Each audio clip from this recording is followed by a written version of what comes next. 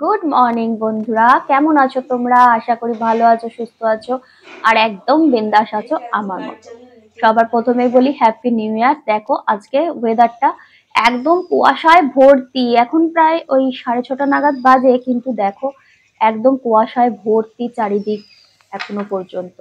এতটুকু রোদ ওঠেনি, কিচ্ছু না।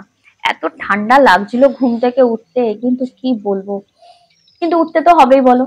ঘুম থেকে তো উঠতে হবেই। ঘুম ভেঙে গিয়েছিল, কিন্তু মনে হচ্ছিল না যে কম্বলটা ছেড়ে বের হই। দেখো এখানে যে আমরা চাষাবাদ করেছি, সেটা কলা গাছে কলা হয়েছে, ধনেপাতা, টমেটো, পালং শাক, মূলো সমস্ত হয়েছে। চলো তারপরে আর যা হয়েছে আমি ক্লিপস নিইনি, তবে আজকে গেছিলাম শেরে পাঞ্জাবে খেতে। 1 জানুয়ারি আজ। তো যদিও ভিডিওটা যেদিন আসবে তোমাদের কাছে সেদিন হয়তো তারপরে আসবে, 2 জানুয়ারি বা 3 জানুয়ারি আসবে।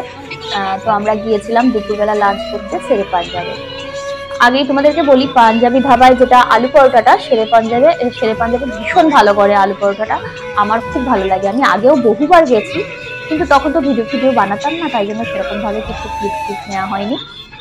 এখন যেহেতু আমি যা করি তোমাদের সাথে শেয়ার করি, চেষ্টা করি তোমাদের সাথে সমস্তটাই শেয়ার করার, তাই জন্য আবার ভিডিও করলাম। তো যাচ্ছি শেরে পাঞ্জাবে আলু পরোটা খেতে। তবে জানো কি হয়েছে, ভেবেছিলাম যে লাঞ্চে আমরা যাব, আলু পরোটা খাবো, আর রাতে আর বেরোবো না, আর এমনিও আমার ডিউটিও ছিল। যাই হোক, ভেবেছিলাম ডিউটি করে ঘরে ঢুকে যাব আর ঠান্ডার মধ্যে বেরোবো না। কিন্তু তারপর কি হয়েছে আমি তোমাদেরকে পরে বলছি। এই দেখো এখানে এই এই এখানে চেয়ার টেবিলও আছে, কিন্তু আমার এই খাটগুলোতে, মানে যেগুলো কি বলে খাটিয়াগুলোতে বসে খেতে ভীষণ ভালো লাগে। যদিও আমার একটুখানি অসুবিধা হচ্ছিল, কেন কি আমি নিচে জিন্স পরেছিলাম, তো জিন্স পরে ওইভাবে বসতে আমার একটু অসুবিধা হচ্ছিল। তো ভেবেছিলাম যে লাঞ্চ করে তারপর আমার ডিউটি ছিল, ডিউটি করে রাতের বেলায় ঘরে ঢুকে যাব, আর ঠান্ডার মধ্যে বেরোবো না কোথাও, যতই হোক না কেন 1 জানুয়ারি। কিন্তু তারপর কি হয়েছে আবার পরে তোমাদেরকে বলছি। এ দেখো এসেই বললো যে অনেকটা টাইম লাগবে আলু পরোটাতে, কেননা ওখানে তখন সবাই ভাত রুটি খাচ্ছিল, আলু পরোটা একটু টাইম লাগবে, তাই বললো। দেন আমরা লস্যি অর্ডার করলাম। এবার এই ঠান্ডার মধ্যে লস্যি খেয়ে যা অবস্থা হয়েছে তা আজ ভুগছি। এ দেখো ঘন্টা পেরিয়ে গেছে, আমাদের অর্ডার আসেনি। আমাদের পরে যারা এসেছে তাদের সবাই খাওয়া শুরু হয়ে গেছে, কিন্তু আমাদের এখনো পর্যন্ত এসে পৌঁছায়নি। আর কি করবো, এই দুঃখের কথা কাকে বলবো। চলো ফাইনালি আমাদের খাবার চলে এসেছে, আলু পরোটা।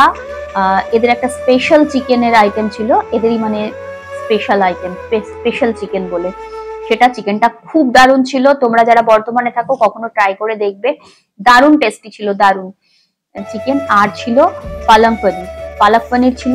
পালক পনিরও ভালো ছিল, কিন্তু এই যে স্পেশাল চিকেনের আইটেমটা ছিল সেটা দারুণ ছিল, দারুণ। আর আলু পরোটা তো অলওয়েজ ভালোই করে এরা। তো আলু পরোটা, পালক পনির আর স্পেশাল চিকেন এদের। তো এটা কিন্তু, আর এরা যে চাটনিটা দেয় না পরোটার সাথে, সেটাও খুব টেস্টি হয় খেতে। ডিকু তো ভীষণ ভালোবাসে চাটনিটা খেতে। আমি যদিও টক পছন্দ করি না, কিন্তু এই চাটনিটা ভালো হয়, আমিও খাই। তো আমরা আলু পরোটা খুবই এনজয় করেছি। তারপর এই দেখো, সেটা হচ্ছে আলু পরোটা তখন একবার খেয়ে মন ভরেনি, আবার রাতের বেলায় আমরা গিয়েছিলাম সেম আলু পরোটা খাওয়ার জন্য। এটা আমার সাথে প্রথমবার হয়েছে, জানো, যে একই খাবার আমি এবেলা খেয়েছি, আবার আমার মনে হয়েছে না আমি ওবেলাও খাবো। নেক্সট আবার ডিনারেও আমরা খেতে গিয়েছিলাম, কিন্তু ডিনারের সময় আমরা ওই খাটিয়াতে বসিনি, বিকজ ওইখানটা চারিদিক থেকে হাওয়া আসছিল, প্রচন্ড ঠান্ডা ছিল, প্রচন্ড। তাই আমরা ভেতরে বসেছিলাম। আর ডিনারেও আমরা নিয়েছিলাম আলু পরোটা, কিন্তু চিকেন নিইনি, পনিরের আইটেম নিয়েছিলাম।